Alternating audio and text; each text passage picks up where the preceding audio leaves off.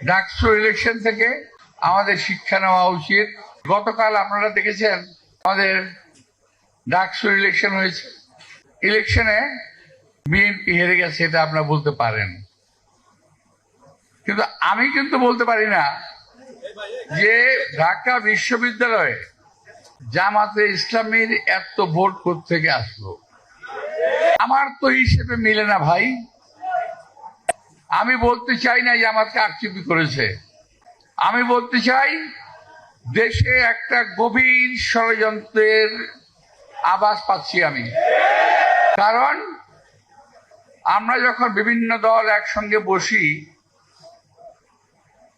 তখন যে আমাদের সেভেন নেতারা বারবার আমাদেরকে বলেন কি জানেন, যে ভাই খেয়াল রাখেন আওয়ামী লীগ যাতে আর ক্ষমতায় আসতে না পারে। আওয়ামী লীগ ঠেকান সবসময়, যে আওয়ামী লীগ আসলে সবাইকে কুচু কাটা করবে, এটা তাদের ডায়লগ। আমরা সেভাবেই চললাম, আর তলে তলে আওয়ামী লীগের সঙ্গে আঘাত করে ছাত্রলীগের সকল ভোট জামাত নিয়ে নিল। বুঝতে পারছেন? এখন বিএনপির বিরুদ্ধে দেশে এবং দেশের বিরুদ্ধে এই দেশের বাইরে ষড়যন্ত্র হচ্ছে। কারণ বিএনপি একটি মাত্র দল বাংলাদেশে, যেই দলের হাতে বাংলাদেশের স্বাধীনতা নিরাপদ, সার্বভৌমত্ব নিরাপদ, মানুষের জান মাল নিরাপদ। আপনি বলতে পারেন যে হ্যাঁ 5ই আগস্টের পরে তো বিএনপির লোকেরা অনেক অত্যাচার করতেছে ইত্যাদি ইত্যাদি। বিএনপির সঙ্গে আওয়ামী লীগ মিশিয়ে অপকর্ম করছে, আবার জামাতের সঙ্গে আওয়ামী লীগ মিলে অপকর্ম করছে। সমস্ত দোষ বিএনপির উপরে আসছে।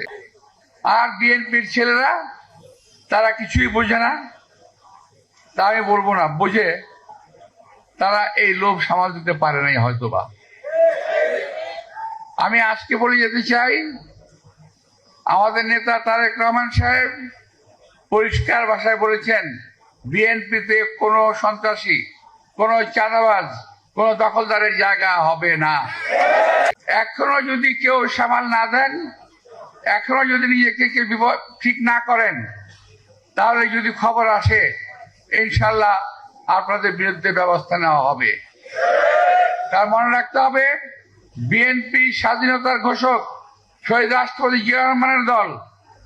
মনে রাখতে হবে বিএনপি দেশ নেত্রী বেগম খালেদা জিয়ার দল। এখানে চাঁদাবাজির কোনো জায়গা নাই, এখানে দখলদারির কোনো জায়গা নাই। মঞ্চে দাঁড়িয়ে কিন্তু আমাদের এখন দখলদাররা বক্তৃতা দেয় যে দখলদারি করা যাবে না। বুঝতে পারছেন আমাদের অবস্থাটা? সকলেই মঞ্চে দাঁড়িয়ে চাঁদাবাজির বিরুদ্ধে, দখলদারির বিরুদ্ধে কথা বলে, আর বাইরে গিয়েই অপকর্মটা শুরু করে। তো এখন আমরা এই ধরনের লোকগুলোকে কিন্তু আমরা চিনি, আমরা জানি। সাবধান হয়ে যাবেন, চাঁদাবাজির জায়গা বিএনপিতে নাই। কালকের